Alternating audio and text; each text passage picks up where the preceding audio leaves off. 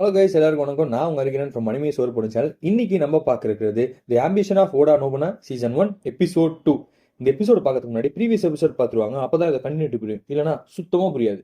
வாங்க வீடியோக்குள்ள போலாம். ஸோ இந்த எபிசோட ஸ்டார்டிங் என்னன்னா, நம்ம பையனுக்கு வந்து ஒரு வீடு கொடுத்துருக்காங்க அவன் தங்கறதுக்கு. அங்க என்ன பண்றான்னா, சாப்பாடெல்லாம் பொங்கிட்டு இருக்காங்க. நம்ம என்ன நினைப்போம், ரைஸ் குழம்பு ஏதாவது வைப்பாங்க, அட்லீஸ்ட் மீனாவது வைப்பாங்க ஜப்பான்ல அப்படின்னு சொல்லி பார்த்தா, இவனுங்க என்னன்னா இலையெல்லாம் கொதிக்க வச்சு அதை சாப்பிட்டு இருக்கானுங்க. ஏன்டா இப்படி இலையெல்லாம் கொதிக்க வச்சு சாப்பிட்டு இருக்கீங்க, வேற ஏதாவது இல்லையாடா, கறி மீனாவது இருக்கணுமே அப்படின்னு சொல்லி கேட்கிறப்போ, அதெல்லாம் எதுவும் கிடையாது, நம்மள சுத்தி இருக்கு பாரு இந்த செடிங்க இலைங்க, இதுதான் ரொம்ப ஃபேமஸ் இங்க, இது எல்லாத்தையும் பாயில் பண்ணி நல்லா உப்பு போட்டு சாப்பிட்டோம் நல்லா இருக்கும் அப்படின்ற மாதிரி சொல்றாங்க. இதெல்லாம் யாரையா தின்னுவா, நான் வீட்லயே கீரை கொடுத்தாலே சாப்பிட மாட்டேன், ஏன் என்ன சாவடிக்கிறீங்க அப்படின்னு சொல்லி சாப்பிட்றோம். பரவாயில்லையா, நல்ல டேஸ்ட் நல்லா இருக்கு அப்படின்ற மாதிரி பேசிட்டு இருக்கப்போ, நம்ம ஸ்பியர் பொண்ணு இருக்கால மைட், அவன் என்ன சொல்றான், இது எவ்வளவு நியூட்ரிஷன்ஸ் இருக்கு தெரியுமா, இதுதான் நாங்க டெய்லி சாப்பிடுவோம் அப்படின்ற மாதிரி சொல்றான். நம்ம பையன் சொல்றான், இது ஏறி டெய்லி சாப்பிட்டேன்னா நீ எப்படி சிபுட்டா மாதிரி ஆக முடியும், அவளை பார்த்தல எப்படி இருக்கான்ட்டு, செம்ம பிசிக் பயங்கரமா இருக்கா, அவன் நினைச்சானா எல்லா பசங்களும் அவன் கீழே வந்து விழுவாங்க, அந்த மாதிரி நீயும் கொஞ்சம் ஃபேட் ஆகணும், அப்படி ஆனாதான் எல்லா பசங்களும் பின்னாடியே சுத்துவாங்க, புரிஞ்சுதா அப்படின்ற மாதிரி நம்ம இவங்க டிஸ்கஷனே பண்ணிட்டு இருக்கும் போது என்ன ஆகுதுன்னா, சடனா வந்து ஷிபுட்டாவே வர வந்துட்டு என்ன சொல்றான்னா, நான் உங்ககிட்ட தனியா பேசணும் வங்கி அப்படின்னு சொல்லவும், தனியா பேசணுமா என்னாச்சு அப்படின்னு சொல்லி கேட்டோன்னே இவங்க எல்லாம் ஒன்னா போறாங்க. அப்படி போறப்ப என்னன்னா, இந்த ஷிபுட்டா பின்னாடியே யார் வரா அப்படின்னு சொல்லி பாத்தீங்கன்னா நம்ம மைடாவும் வரா. ஷிபுட்டா கேட்கற, எதுக்கு நீ பின்னாடியே வர, நான் கூட தனியா பேசணும்னு சொன்னேன், தனியா பேசணும் என்ன, நீ அவங்க டேட்டிங்கா போற அப்படின்ற மாதிரி சொன்னோன்னே இவங்களுக்குள்ள பயங்கரமான ஒரு கான்வர்சேஷன் போயிட்டு இருக்கு. நம்ம பையனை சொல்றான், பெரியவங்க போறோம்ல கூட வராதம்மா, சின்ன பொண்ணு போ அப்படின்ற மாதிரி சொல்றான். ஏன்னா அந்த பொண்ணு பார்த்து ரொம்ப குள்ளமா இருப்பா, சின்ன பொண்ணு மாதிரி தான் இருப்பா. ஸோ அதனால அவனையும் அனுப்ப சொல்லி இவங்க ரெண்டு பேரும் எல்லாம் பயங்கரமா பேசிட்டு இருப்பாங்க. இவங்க சண்டை போடுறது எல்லாத்தையும் பார்த்துட்டு ஒரு பையன் பயங்கரமா கேலி பண்ணி சிரிச்சிட்டு இருப்பான். யாருன்னு பாத்தீங்கன்னா நம்ம நோபுனாவோட தம்பி. அதாவது அவன் என்ன சொல்லிட்டு இருப்பான்னா, என்னோட அக்காக்கு இதே வேலையா போச்சு, அவதான் அந்த மாதிரி இருக்கானா, அவன் ரெக்ரூட் பண்ணக்கூடிய ஆளுங்க எல்லாருமே பைத்தியக்காரங்களாவே இருக்கானுங்க, இவங்கெல்லாம் வச்சுட்டு என்ன தப்படுறது, நம்ம நாடு எங்கதான் முன்னேற போதோ அப்படின்ற மாதிரி சொல்லி பயங்கரமா பேசிட்டு இருப்பான். நம்ம பையன் சும்மா இருப்பானா, நம்ம நோபுனா மேல அவ்வளவு ரெஸ்பெக்ட் இருக்கு, அவன் மேல அவ்வளவு லவ் இருக்கு, அதனால என்ன சொல்றான், ஏய் வாய முட்டுறா அடிச்சிருண்டா உன்ன அப்படின்ற மாதிரி பேசிட்டு இருக்கா. இதெல்லாம் கேட்டுட்டு ஷிபுட்டா என்ன சொல்றானா, டேய் கம்முனுறா, எந்த அளவுக்கு நோபுனாக்கு ரெஸ்பெக்ட் இருக்கோ அந்த அளவுக்கு இவனுக்கு ரெஸ்பெக்ட் இருக்கு, அவன் சொன்னானா இப்ப கூட நான் தலையை வெட்டணும் அப்படின்ற மாதிரி சொல்றப்போ நம்ம பையன் அதெல்லாம் பரவாயில்ல, இவன் யாரு இவன், நம்ம நோபுனா வந்து அசிங்கமா பேசுவான், நீ என்னடா இங்க வந்து ஓவரா பேசிட்டு இருக்க, எங்க அப்பா இறந்தப்போ அவ கண்ணுல ஒரு சொட்டு தண்ணி வரல, எல்லாத்தையும் எடுத்து தூக்கி போட்டு போயின்னே இருந்தா, அவ எல்லாருமே எவ்வளவு வருத்தப்பட்டாங்க தெரியுமா, அவ்வளவு மாதிரி ஒரு அக்கா எனக்கு இருந்தாலும் சரி இல்லைனாலும் சரி நான் நல்லா இருப்பேன்டா. பிளஸ் இன்னொரு விஷயமும் நான் சொல்றேன், இந்த நாட்டு ஆள்றதுக்கு அவளுக்கு எந்த தகுதியுமே கிடையாது, எனக்கு தான் நல்ல தகுதி இருக்கு அப்படின்ற மாதிரி சொல்றான். உனக்கு தான் தகுதி இருக்கா, சரி நீ சொல்லு பாப்போம், இந்த நாட்டுல நீ என்ன நல்லா பண்ணுவ அப்படின்னு சொல்லிட்டு. என்ன நல்லா பண்ணுன்னா, நான் வந்து இந்த புட்டிங் இருக்குல்ல, புட்டிங் வந்து எல்லாருக்குமே ஃப்ரீயா கொடுப்பேன், அது மேனுஃபேக்சர் நிறைய பண்ண சொல்லுவேன் அப்படின்ட்டு. ஏன்டா சோறு தான்டா முக்கியம், அதை விட்டுட்டு நீ புட்டிங்க தருவேன் இதை தருவேன்ற, வேற ஏதாவது இருந்தா சொல்றா அப்படின்னு சொல்லுவோம். நம்மளோட எனிமி இருக்காங்க ஈமிகாவா, அவங்க எல்லாரும் நான் கொண்டுருவேன் அப்படின்னா, சரி கொண்டுட்டு என்ன பண்ணுவேன், கொண்டுட்டு அவ்வளவுதான், அப்ப மத்த எனிமில என்ன பண்ணுவேன், மத்த எனிமி யாரா இருக்கா அப்படின்னு மாதிரி சொல்லுவோம். அவனுக்கு ஒண்ணுமே தெரியல. நம்ம ஊர்ல இருக்க எல்லா பொண்ணுங்களும் பார்த்தீங்கன்னா அரசாங்க வேலை கொடுப்பேன், அவங்க எல்லாருமே பயங்கரமா ட்ரெஸ் பண்ணிட்டு அவங்க எல்லாமே சூப்பரா அழகா வைப்பேன் அப்படின்னு. இதெல்லாம் ஒரு நாட்டுக்கு சம்பந்தப்பட்ட விஷயமே கிடையாது, உனக்கு ஒரு நாட்டை நடத்துறதுக்கு நிர்வாகம் பண்றதுக்கு எதுவுமே தெரியாது, நீ வந்து ஓட நோபுனா பேசுற, அவனை ஏதாவது பேசணும்னு வச்சுக்கோ இதுக்கு மேல செத்தரா நீ அப்படின்னு சொல்லுவோம். டேய் நீ என்னடா என்ன சொல்றது, இந்த நாட்டை ஆள தெரியாது இது பண்ண தெரியாதுன்ட்டு. எங்க அம்மாவே சொல்லியிருக்காங்க நான் தான் இந்த நாட்டை ஆளணும்ட்டு. ஏன்னா எங்க அக்கா பண்றது எதுவுமே அவங்களுக்கு பிடிக்கல, அவன் என்னன்னா இந்த பார்பேரியன் கூட சேர்ந்துட்டு கன்னும் சண்டை அது இதுன்னு போயிட்டு இருக்கா, யார் சொல்றது கேட்க மாட்டா. அதனால எங்க அம்மா என்ன சொன்னாங்க, நீ தாண்டா ஆகணும், அவ கூட பேசுறது கூட கிடையாது அப்படின்னு. நம்ம பையன் இருக்கலே செம்ம காண்டாயிட்டு அவன் மண்டையில ஒரு கொட்டு வைக்கிறான், வச்சுட்டு டே அமைதியாடுறா அப்படின்னு சொல்லவும், இந்த சின்ன பையனும் சும்மா இருப்பானா, அரசு குடும்பம்ல, என்ன சொல்றான், ஷிபுட்டா அவன் கழுத்தை வெட்டு அப்படின்றான். என்னது கழுத்தை வெட்டணுமா அப்படின்னு சொல்லி அங்க இன்சிடென்ட் கட் பண்றாங்க.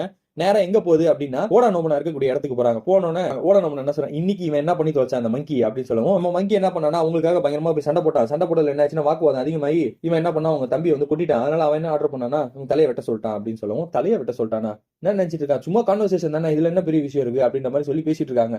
அப்ப என்ன ஆகுது, ஷிபுட்டா என்ன சொல்றா, இல்ல பெரிய போர் வந்துடும், இந்த போர் வந்துச்சுன்னா நம்ம நாட்டுக்குள்ளேயே நம்ம அடிச்சுக்கிற மாதிரி ஆகும், அதுக்குள்ளே தலையை நம்ம வெட்டிடலாம் சொல்லி வெட்டுறதுக்கு வரா. மத்த எல்லா பொண்ணுங்களும் போய் நம்ம பையனை காப்பாத்துறாங்க, காப்பாத்திட்டு நீங்க பேர் அமைதியாரு வேற ஏதோ வழியா கண்டுபிடிக்கலாம் அப்படின்ற மாதிரி பேசிட்டு இருக்கப்போ என்னன்னா நாகாஹிடே வந்து ஒரு ஐடியா சொல்றா. என்னன்னா இவன் வந்து ஒரு சாதாரண லோ லைஃப் பீப்புளா இருக்கறனால மட்டும்தான் இந்த அளவுக்கு சொல்றாங்க, இவன் ரேங்கிங் இன்க்ரீஸ் பண்ணிட்டா அந்த மாதிரி எதுவுமே சொல்ல மாட்டாங்க, இவன் வந்து பார்த்தா ஒரு வாரியர் மாதிரி மாத்திடலாம் அப்படின்னு. வாரியர் உடனே எல்லாம் மாத்த முடியாது, அதுக்கு சர்டன் டாஸ்க் வைக்கணும், அதுக்கு இவன் கேப்பபிளா இருந்தா மட்டும் தான் பண்ண முடியும். சரி நான் உனக்கு ஒரு டாஸ்க் கொடுக்குறேன், என்னன்னா நான் உங்ககிட்ட 3000 காயின் கொடுக்குறேன், அந்த 3000 காயினை வச்சு நீ வந்து 8000 டன் வந்து அரிசிகள் எடுத்துட்டு வரணும் அப்படின்னு சொல்லவும், இந்த டாஸ்க் வந்து ரொம்ப கஷ்டமான டாஸ்க் தான். ஏன்னு சொன்னா 3000 காயினை வச்சு 4000 அரிசி தான் வாங்க முடியும், டன் ஆஃப் அரிசி தான் வாங்க முடியும். ஸோ அதனால 8000ன்றது டபுளா எடுத்துருவான்னு சொல்றது. அப்போ அவன் திறமையா இருந்தா மட்டும் தான் அதை எடுத்துட்டு வர முடியும். நம்ம பையனும் இதெல்லாம் ஒரு விஷயமா, 3000 காசு கொடுங்க நான் எடுத்து வரேன் பாருங்க 8000 அசால்ட்டா அப்படின்ற மாதிரி சொல்லி பயங்கர கான்ஃபிடென்ட்டா இருக்கான். ஏன்னா நம்ம பையனுக்கு கேம் விளையாட தெரியல, எங்க விளையாடி எங்க அது பண்ணுட்டு. அப்போ அவன் யோசிக்கிறான் என்ன பண்ணலாம் அப்படின்னு சொல்லிட்டு. அப்போ இந்த ஊர்ல பாத்தீங்கன்னா அதிகமா இந்த கீரைக்கு டிமாண்ட் அதிகம். ஸோ அதனால என்னன்னா ஒரு ஏரியால அப்படியே ஹம்டியா வளர்றது ரொம்ப சீப்பா இருக்கு, இன்னொரு ஏரியால பார்த்தா அது விளையவே இல்லை, பயங்கர ரேட்டா இருக்கு. என்ன பண்றான், ஒரு ஏரியால இருந்து அந்த கீரைகள் எடுத்துட்டு போய் இன்னொரு ஏரியாவுக்கு விற்கிறான், காசு நிறைய வருது, இன்னொரு ஏரியாவுக்கு எடுத்துட்டு போய் விற்கிறான், அதே மாதிரி வித்து வித்து செம்ம காசு பார்த்துறான், அல்டிமேட்டா சம்பாரிச்சிடறான். சம்பாரிச்சுட்டு என்ஜாய் பண்ணி நிற்கிறான், காசு போனோம் துட்டு நிறைய மணி மணி மணின்னு பயங்கரமா டான்ஸ் ஆடிட்டு இருக்கான். இந்த பொண்ணுங்களும் பயங்கரமா அவனுக்கு சப்போர்ட் பண்ணிட்டு இருக்காங்க. அப்பதான் நம்ம பையனுக்கு ஒரு ஸ்ட்ரைக் ஆகுது, என்னன்னா டேர்ம்ஸ் அண்ட் கண்டிஷன். ஒரு வாரத்துக்குள்ளே நீ வந்து 8000 அரிசிகள் எடுத்து வரணும், வந்தா மட்டும் தான் உன்னை உயிரோட விடுவேன், இல்லைன்னா அவன் தலையை தூக்கிடுவான் அப்படின்ற மாதிரி நோபுனா சொல்லியிருப்பா. ஐயோ மறந்துட்டேனே. அதே மாதிரி நோபுனாவும் வந்து அவனை கூப்பிடுறா லாஸ்ட் டே இல்ல, நம்ம பையனை நேரா போறான் நோபுனா பாக்கிறதுக்கு. நோபுனா பார்த்துட்டு நோபுனா ஹாய் நோபுனா அப்படின்னு சொல்றப்ப, என்னடா அரிசிலாம் எங்கடா 8000 கேட்டிருந்தேன் அப்படின்ட்டு. இல்ல இன்னும் ஒரு அரிசி கூட வாங்கல அப்படின்றான். ஒரு அரிசி கூட வாங்கல, கொடுத்ததெல்லாம் என்னடா பண்ண, ஏதாவது பண்ணி தொலைச்சிட்டியா காசை, என்னடா பண்ணி தொலைச்சா அப்படின்ற மாதிரி சொல்லி அவனை போட்டு பயங்கரமா அடிச்சிட்டு இருக்கான். அவன் சொல்றான் அதெல்லாம் இல்ல, காசுலாம் இருக்கு, நான் 2 பொண்ணுங்களை அனுப்பிச்சிருக்கேன் அதை வாங்கிட்டு வரதுக்கு அரிசிகளை, அவங்க வந்துருவாங்க நீ ஈவினிங் குள்ள அப்படின்னு. அவனை வரலன்னா நீ தலை தூக்கிட வேண்டி அப்படின்னு. சரி ஓகே, சரி நீ வந்து இந்த மங்கி மூலையை நான் டெஸ்ட் பண்ண போறேன் அப்படின்னு சொல்றேன். மங்கி மூலையை டெஸ்ட் பண்ண போறீங்க, என்ன டெஸ்ட் பண்ண போறீங்க அப்படின்னு. நான் கேட்கறதுக்குலாம் கரெக்டா ஆன்சர் பண்ணு அப்படின்னு சொல்லி அந்த குளோபை சுத்தி விடுறாங்க. சுத்தி விட்டுட்டு உலகம் வந்து பிளாட் கிடையாது, உலகம் உருண்டை தான், தெரியுமா உனக்கு அப்படின்னு. அதான் எனக்கு தெரியுமே. சரி நீ நம்ம ஜப்பான் எங்க இருக்குன்னு சொல்லி பார்ப்போம் இந்த உருண்டையில அப்படின்னு. ஜப்பான் இங்கதான் இருக்கு. அதே மாதிரி நீ சொல்லக்கூடிய பார்பெரியனோட ஊர் வந்து பார்த்தா யூரோப், அவங்க இங்கதான் இருக்காங்க அப்படின்னு சொன்னோன்னு நம்ம பொண்ணுக்கு வந்து செம்ம ஷாக்கு. இத்தனை வருஷமா எல்லார்கிட்டயும் அவன் சொல்லிட்டு இருக்கா இந்த மாதிரி உலக உருண்டை தான், இதுதான் நம்ம ஊரு, இதுதான் பார்பெரியன் ஊரு, இதுதான் அந்த விஷயங்கள் எல்லாத்தையுமே அவன் சொல்லிட்டு இருக்கான். ஆனா ஒருத்தர் கூட அந்த விஷயத்தை நம்பவே இல்லை. எல்லாருமே என்ன சொன்னா நீ பைத்தியம் லூசு அப்படின்ற மாதிரி சொல்லிட்டு இருந்தானுங்க.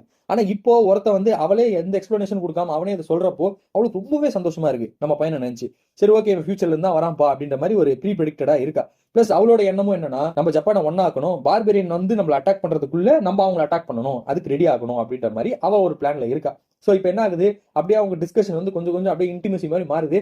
அது மாறிட்டே இருக்கப்ப என்னன்னா சன்னு கீழே இறங்குது. கீழே இறங்கணும்னா நம்ம டாஸ்க் என்னன்னு தெரியும். நம்ம பையன் வந்து அந்த அரிசி கொடுக்கல, அதனால இவன் கழுத்து வெட்டிட போறா. உடனே கத்தி எடுத்து கழுத்தை வச்சிடறா.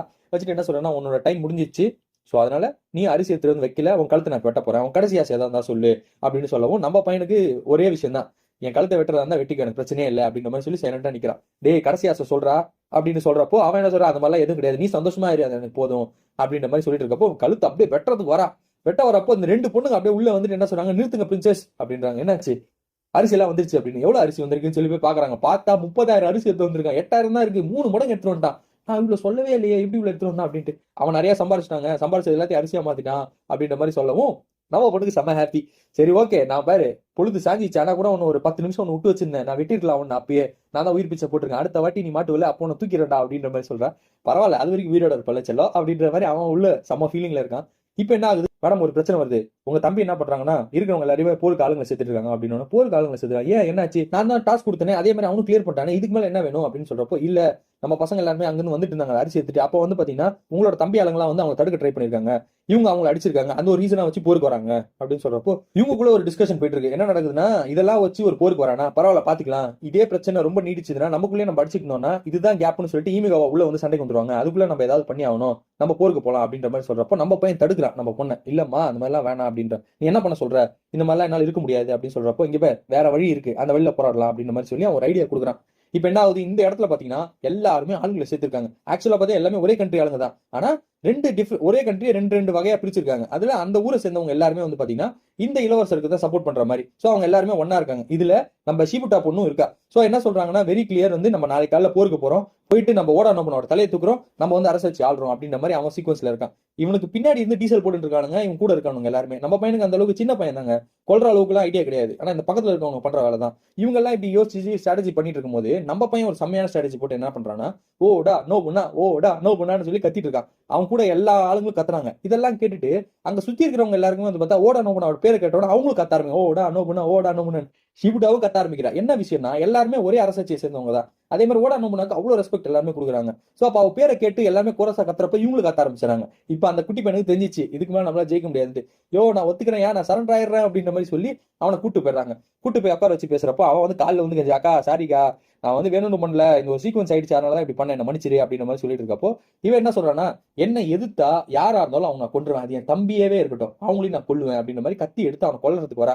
அப்ப நம்ம பையன் தடுக்கிறான், எதுக்கு இந்த மாதிரிலாம் பண்ற, உன்னை தடுத்தா எல்லாருமே அப்படிதான் பண்ணுவியா, அந்த மாதிரிலாம் பண்ணக்கூடாது அப்படி சொல்லுவாங்க. நான் என்ன பண்ணுவேன்னு நினைக்கிறேன், அப்பதான் என் மேல எல்லாருக்கும் பயம் வரும், இல்லைன்னா வந்து இது பெரிய இஷ்யூ ஆயிடும், என்ன எல்லாருமே தடுக்க ஆரம்பிச்சிருவாங்க, இந்த சீக்வன்ஸ் கரெக்டா இல்ல, நான் இப்ப அவனை கொண்டுதான் ஆகணும் அப்படின்ற மாதிரி சொல்லி பயங்கரமா கொள்றதுக்கு ட்ரை பண்றான். அப்ப நம்ம பையன் தடுக்கிறான். என்ன சொல்றான், இதே மாதிரிதான் ஒரு சீக்வன்ஸ் நான் ஃபியூச்சர்ல பாத்திருக்கேன். அப்ப அவனோட தம்பியை அந்த இளவரசன் வந்து கொண்டான். அப்படி கொண்டதுனால என்னாச்சுன்னா அவன் வாழ்க்கை ஃபுல்லா யார் யாரெல்லாம் அவன் அப்போஸ் பண்ணாங்களோ எல்லாருமே அவன் கொண்டுகிட்டே தான் இருந்தான். அதனால நீ அந்த தப்பு பண்ணாத அப்படின்ற மாதிரி சொல்லி அவளை தடுக்கிறான்.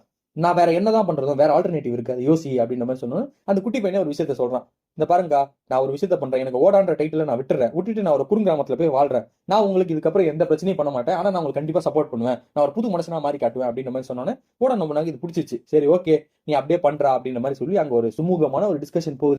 நம்ம பொண்ணு பையனை தனியா பேசிட்டு இருக்காங்க. அப்ப என்னன்னா ஒரு விஷயத்த கேட்கறான் நம்ம நோபுனா, இந்த மாதிரி தான் மூணு இருந்துச்சா ஃபியூச்சர்ல அப்படி சொல்லி கேட்கிறப்போ, ஆமா இப்பயாவது ஒத்துக்கிறேன் நான் ஃபியூச்சர்ல இருந்து தான் வந்தேன்ட்டு. சரி எனக்கு ஒரு விஷயத்த சொல்லு, இப்ப நீ என்ன தடுத்தப்ப என்ன சொன்னா இதே மாதிரி ஒரு இலவசம் அவனோட தம்பியை கொண்டான்ட்டு, அப்போ அதுதான் ஃபியூச்சரா அப்படின்னு சொல்லி கேட்கிறப்போ, ஆமா ஆக்சுவலா அதான் ஃபியூச்சர், ஆனா நான் அதுல இருந்து உன்னை காப்பாத்திட்டேன் அப்படின்ற மாதிரி அவன் சொல்றான். சொன்னோடனே இவ ஒரு விஷயத்த சொல்றா, இந்த பேர் என்னோட அரசாட்சியும் சரி என்னோட ரூல்ஸும் சரி எல்லாத்துலயும் நீ இன்டர்ஃபியர் பண்ணாம இரு, நீ ஃபியூச்சர் என்ன வேணா இருக்கட்டும், ஆனா என்னோட ப்ராசஸ்ல நீ அது எதுவுமே தடுக்க கூடாது, என்ன நீ டிஸ்டர்பே பண்ணாது அப்படின்னு சொல்றப்போ, கண்டிப்பா நான் டிஸ்டர்ப் பண்ண மாட்டேன், ஒரு ரூல்ஸ் அண்ட் ரெஸ்பான்சிபிலிட்டிஸ் எல்லாத்தையும் நானும் ஃபாலோ பண்றேன், ஆனா நீ அந்த ட்ராக்ல இருந்து போனா ஸ்டோரியில இருந்து போனா நான் கண்டிப்பா நான் தடுப்பேன் அப்படின்னு சொன்னோம். சரி ஓகே சொன்னா பார்பரியன்ஸ்ல ஒரு விஷயத்த பண்ணுவாங்க, என் முன்னாடி மண்டிக்கிட்டு என்னோட கைக்கு முத்தம் கொடுத்தேன்னா நான் உனக்கு ப்ரொமோஷன் கொடுத்துறேன் அப்படின்ற மாதிரி சொல்றா. ஆக்சுவலா பார்த்தா இது ரொமான்டிக் சீக்வன்ஸ் மாதிரி தான் அவ கேட்கறா. நம்ம பொண்ணுக்கும் நம்ம பையன் மேல ஒரு சரியான க்ரஷ் இருக்கு, லவ் இருக்கு. அதே மாதிரி நம்ம பையனும் முட்டிட்டு அவளுக்கு ஒரு முத்தம் கொடுத்து நான் உங்களுக்காகவே வாழ்வேங்க, நீங்க என்ன சொன்னாலும் நான் அதை செய்வேங்க அப்படின்ற மாதிரி சொல்றா. ரெண்டு பேருக்கு லவ் அப்படியே மலருது. இதோட இந்த எபிசோட் முடிக்கிறாங்க. அடுத்த எபிசோட் இன்னும் இன்ட்ரெஸ்டிங்கா இருக்கு, அது நாளைக்கு பார்க்கலாம். And then bye from Hariharan from அனிமி ஸ்வரூபன். தேங்க்யூ.